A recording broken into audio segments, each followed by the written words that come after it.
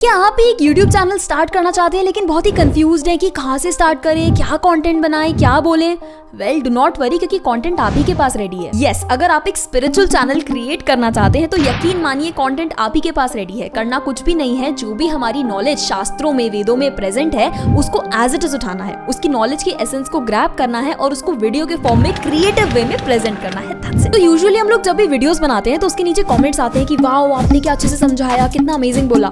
देखो, हम लोग कुछ भी नहीं करते हैं। जो भी हम लोग डिवोटीज से सुनते हैं, इधर उधर लेक्चर्स से सुनते हैं, जो भी हम शास्त्रों में पढ़ते हैं, उसको हम क्रिएटिविटी का तड़का लगाकर, एडिटिंग का झोंका लगाकर आपके सामने एज इट इज प्रेजेंट करते हैं। That's it. क्या ये चीटिंग है? हमने किसी कॉपीराइट का उल्लंघन किया है? नहीं, क्योंकि हमने अपने शास्त्रों की, अपने आचार्यों की वाणी को एज इट इज प्रेजेंट करा है। और सच पूछो तो स्पिरिचुअल कंटेंट की कभी कमी होने ही नहीं वाली, क्योंकि आप जितना सुनोगे अपने आचार्यों से, जितना आप शास्त्रों को पढ़ोगे, नॉलेज इतना अनंत है, इतना ज्यादा कैपेसिटी में अवेलेबल है कि पूरे जीवन ग्रंथ पढ़ लो, पूरे जीवन सुनते रह जाओ, कभी टॉपिक्स खत्म ही नहीं होंगे, कभी ज्ञान खत्म ही नहीं होगा। ऐसी है हमारी वैदिक संस्कृति, ऐसा है हमारा सनातन धर्म। इसीलिए in spirituality there is no copyright, copy is the right. देखो, असुरों को आत्मा का रियलाइजेशन कभी नहीं हो सकता, ये हमने इस वीडियो में ऑलरेडी जान लिया है। लेकिन ये असुर भी कभी कभी अपनी कन्वीनियंस के अकॉर्डिंग शास्त्रों को कोट करते हैं। कैसे? Story time. तो जब हिरण्यकशिपु का भाई हिरण्यक्ष वरादेव द्वारा मारा गया, तब उसका पूरा का पूरा परिवार वहां दहाड़े मार मार के जोर जोर से चिल्ला रहा था कि आय हाय, ये क्या हो गया, ये कैसे मर गया। तब वहां पर हिरण्यकशिपु भाई साहब आए और आकर वहां बड़ा सुंदर सा ज्ञान देने लग गए। वो बोला कि बड़ी मस्त सी स्पीच दी। हाँ, वो बोला कि अरे, अगर मेरा भाई मर गया तो रोते क्यों हो, इतना धाड़े मार मार के चिल्ला के रो क्यों रहे हो? इस जगत में कितने ऐसे प्राणी हैं जो आए हैं और कितने ऐसे प्राणी हैं जो चले गए। जिस प्रकार से एक कपड़ा अगर पुराना हो गया और उसे अगर तुम फेंक दोगे तो तुम रोते हो क्या? तो इसी तरीके से ये शरीर कपड़े के समान है, हर किसी को इस शरीर के कपड़े को बदलना ही पड़ता है। ये इतना सुंदर आत्मज्ञान सुनकर उसके जितने भी परिवार जन थे, सबका रोना, चिल्लाना, दुख मनाना, सब कुछ एकदम बंद हो गया। और ऐसा ज्ञान जिसे सुनकर बड़े बड़े ऋषि मुनि भी एकदम आश्चर्यचकित रह गए।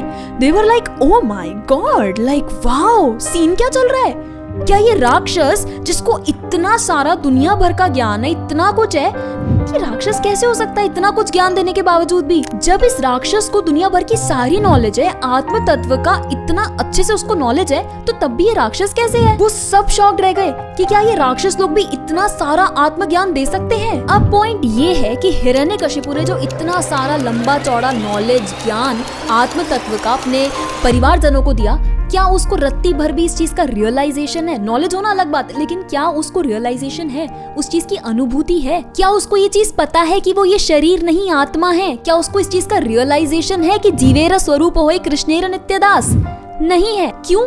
क्योंकि अगर इसे सच में रियलाइजेशन होता, अनुभूति होती, तो इसके भगवान के प्रति इतने नेगेटिव सेंटिमेंट्स ना होते, ये कोई राक्षस ना होता। तो इसी प्रकार हमारे आचार्यों ने भी ये चीज बताई है कि ये जो असुरी प्रवृत्ति के लोग होते हैं ना, ये लोग भी अपने कन्वीनियंस अनुसार, अपने कंफर्ट अनुसार शास्त्रों को कोट करते हैं। So even demons coat shastras. और ऐसे कलयुग में आपको बहुत सारे लोग मिल जाएंगे जो साधु के वेश में है और बहुत सारे लोगों को आत्मा का ज्ञान देंगे, जो भी आत्मज्ञान है कि क्या है आत्मा, एवरीथिंग। लेकिन खुद आज भी अपने कपड़ों से अटैच्ड होंगे, अपने रूप से अटैच्ड हैं, अपनी पर्सनालिटी से अटैच्ड हैं, बच्चों से अटैच्ड हैं, बीवी से अटैच्ड हैं, फेम से, रेपुटेशन से, पर्सनालिटी से आसक्त हैं। तो आत्मज्ञान बोलना बहुत बहुत आसान है, लेकिन उसका सेल्फ रियलाइजेशन बहुत बहुत बहुत रेयर व्यक्तियों को ही होता है, बहुत रेयर डिवोटीज को होता है। तो कलयुग में ऐसे लोगों से बचें। अब वहीं दूसरी तरफ एक बार श्रील भक्तिसिद्धांत सरस्वती ठाकुर प्रभुपाद के शिष्य थे, तो वो एक जगह कथा कर रहे थे। ये करीबन 1920-1930 के समय की बात है। तो उस टाइम पर ना डॉक्टर बनना बहुत बड़ी बात होती थी, मानो मंत्री बनने के समान होता था।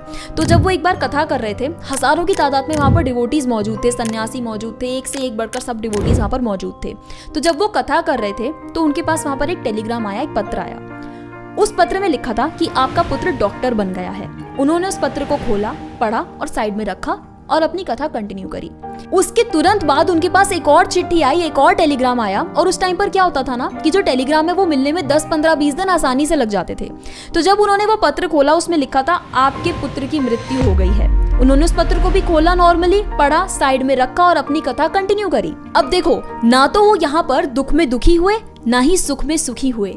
इसे कहते हैं सेल्फ रियलाइजेशन। जब ये होता है ना तो दुनिया का किसी प्रकार का दुख आपको दुखी नहीं कर सकता और किसी भी प्रकार का सुख आपको सुखी नहीं कर सकता। तो जिसने आत्मज्ञान को समझ लिया ना, वो व्यक्ति कैसे भी दुखी हो ही नहीं सकता। चाहे इस धरती पर प्रलय क्यों ना आ जाए, वो व्यक्ति दुखी हो ही नहीं सकता। चाहे कुछ भी हो जाए, उसे किसी भी प्रकार का सुख सुखी कर ही नहीं सकता, ना ही वो दुखी हो सकता। उसे कुछ भी छू ही नहीं सकता। तो हम पूरी जिंदगी क्या करते रहते हैं?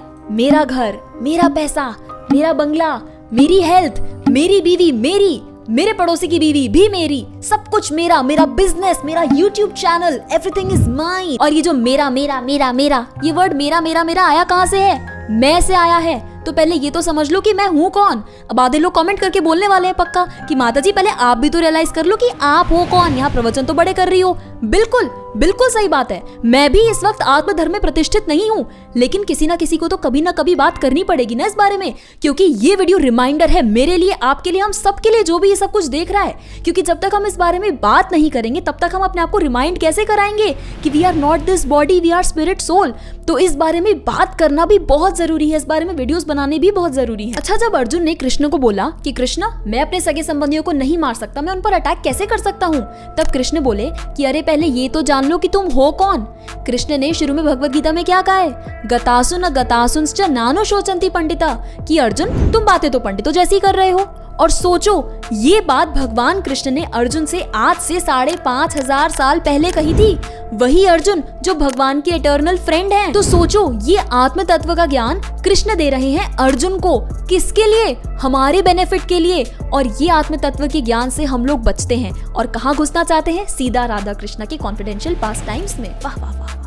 पॉइंट ये है कि उनके डीप कॉन्फिडेंशियल पास टाइम्स में अल्टीमेटली जाना है, घुसना है, समझना है, लेकिन उससे पहले तत्व का ज्ञान होना, फिलॉसफी का ज्ञान होना बहुत इंपॉर्टेंट है। तो इसीलिए सबसे पहले अच्छे तरीके से फिलॉसफी को समझेंगे और उसके बाद कॉन्फिडेंशियल पास टाइम्स को। जो भी व्यक्ति इस जगत में आया है उसको एक ना एक दिन जाना पड़ेगा ये जगत छोड़कर। और एक पंडित व्यक्ति इन सब चीजों से कभी दुखी नहीं होता, इन सब चीजों से कभी इफेक्ट नहीं होता। अब पंडित जी इस जगत में किसको बोलते हैं? अरे पंडित जी इधर आना, अरे पंडित जी जरा हवन करा दो, अरे पंडित जी जरा यज्ञ कर दो। नहीं, ये पंडित नहीं है। पंडित कौन है? वो है जो आत्मधर्म में प्रतिष्ठित है, जिनको आत्मा का रियलाइजेशन है कि yes they are not this body, they are spirit soul, जिनको भगवान का नित्य दर्शन होता है, जिनको संसार का कोई भी सुख या दुख छू नहीं सकता, वो होते हैं पंडित जी। तो प्लीज इस बात को समझो कि पंडित जी ये 51 रुपए दे दो, 21 रुपए दे दो, 101 रुपए दे दो, ये पंडित जी नहीं है।